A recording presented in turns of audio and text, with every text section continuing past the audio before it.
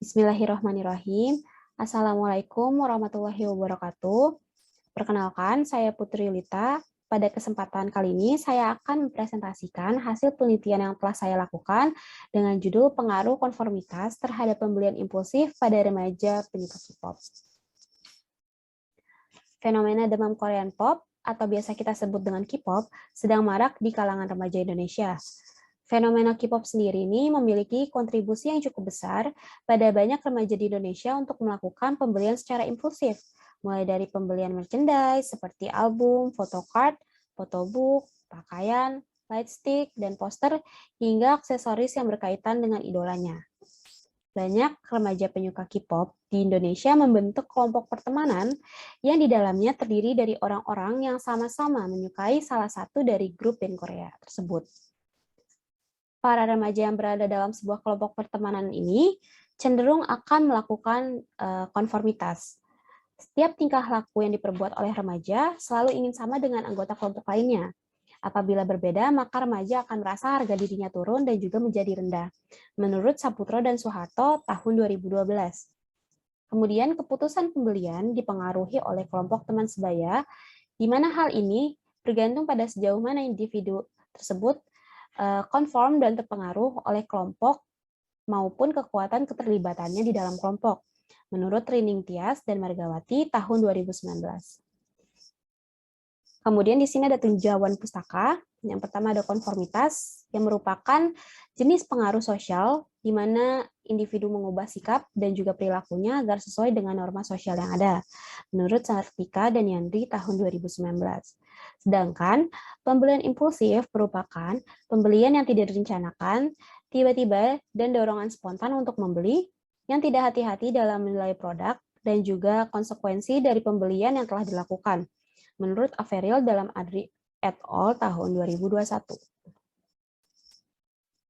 Kemudian metode penelitian yang saya gunakan, yang pertama itu ada sampel. Di sini saya menggunakan 38 responden dengan kriteria remaja dengan rentang usia 13-22 tahun, menyukai K-pop, dan juga berdomisili di Jabodetabek.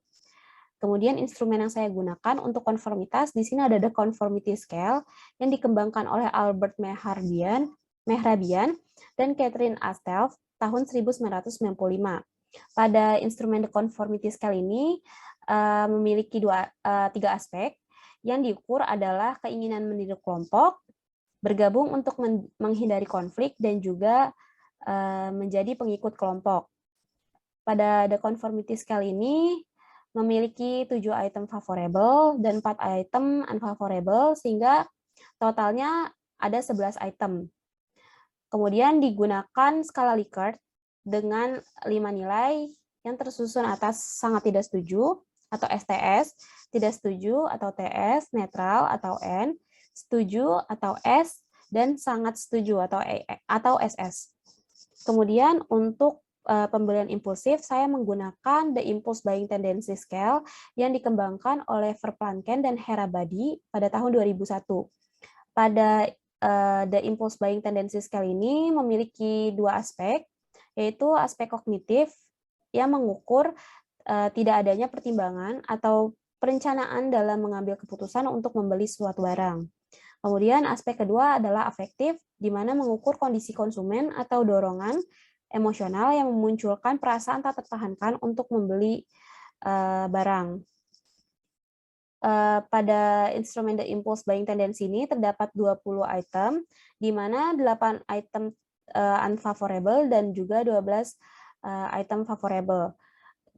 Dan juga menggunakan skala Likert dengan 5 nilai yang tersusun atas sangat tidak setuju, netral, setuju, dan sangat setuju. Kemudian teknik sampling yang digunakan adalah probability sampling, di mana probability sampling ini merupakan pengambilan sampel secara acak atau random dari populasi yang ada. Kemudian teknik analisa data yang digunakan adalah uji regresi dengan menggunakan IBM SPSS versi 24. Di sini ada uji validitas yang telah dilakukan. Yang pertama pada variabel konformitas. Pada variabel konformitas ini terdapat 11 item pernyataan dari skala the conformity scale. Terdapat 8 item yang valid, yaitu pada item nomor 1, 3, 4, 5, 6, 8, dan 10. Sedangkan terdapat 3 item yang dinyatakan tidak valid, yaitu pada item dengan nomor 2, 7, dan 9. 3 item tersebut dinyatakan tidak valid karena nilainya kurang dari 0,3. Kemudian untuk variabel pembelian impulsif, ya, terdapat 20 item pernyataan, kemudian terdapat 15 item yang valid, yang terdapat pada item nomor 1, 3, 4, 5, 8, 10, 11, 12, 13, 14, 16, 17, 18, 19, dan 20.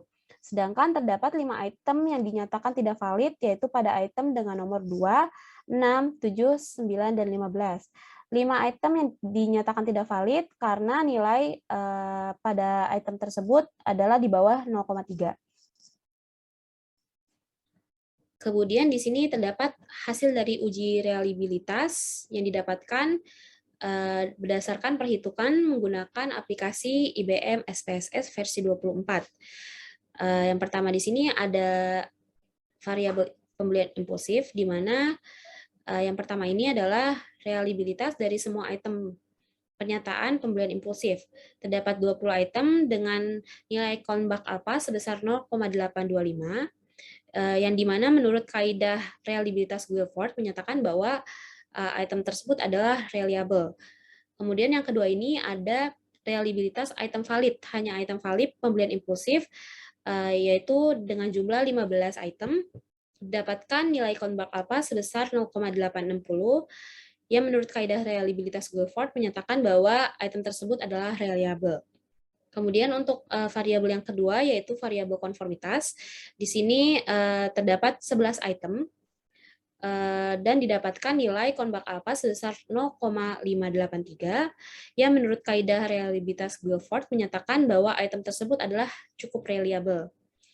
Kemudian dihitung kembali hanya item validnya dari konformitas, yaitu sebanyak 8 item valid, dan didapatkan nilai konbak alpha sebesar 0,732, yang menurut kaidah reliabilitas Guilford menyatakan bahwa item tersebut adalah reliable. Kemudian ini adalah hasil dari uji regresi yang dilakukan menggunakan aplikasi IBM SPSS. Didapatkan dari model summary bahwa nilai koefisien R sebesar 0,321 dan juga nilai koefisien R² sebesar 0,103. Hal tersebut menunjukkan bahwa kontribusi konformitas terhadap pembelian impulsif adalah sebesar 10,3%. Kemudian dari tabel ANOVA didapatkan nilai koefisien F sebesar 4.140 dengan probability value sebesar 0,049, yang dimana probability value berada di angka di bawah 0,05, yang menunjukkan bahwa adanya pengaruh yang signifikan konformitas terhadap pembelian impulsif. Kemudian pada tabel koefisien didapatkan koefisien beta sebesar 0,160 dengan probability value sebesar 0,049, di mana hasil probability value-nya ini di bawah 0,05, sehingga menunjukkan bahwa adanya pengaruh positif yang signifikan pada variabel konformitas terhadap pembelian impulsif. Kemudian hasil penelitian yang didapatkan adalah berdasarkan hasil dari uji regresi yang telah dilakukan, menunjukkan bahwa terdapat hubungan positif yang signifikan pada konformitas terhadap pembelian impulsif yang dilakukan para remaja penyuka K-pop. Artinya, semakin tinggi konformitas di dalam sebuah kelompok, maka semakin tinggi pula pembelian impulsif yang dapat dilakukan oleh para remaja yang menyukai K-pop ini. Maka hipotesis pada penelitian ini adalah hipotesis alternatif yang diterima dan H0-nya ditolak. Sekian presentasi yang dapat saya berikan. Kurang lebihnya mohon maaf. Wassalamualaikum warahmatullahi wabarakatuh.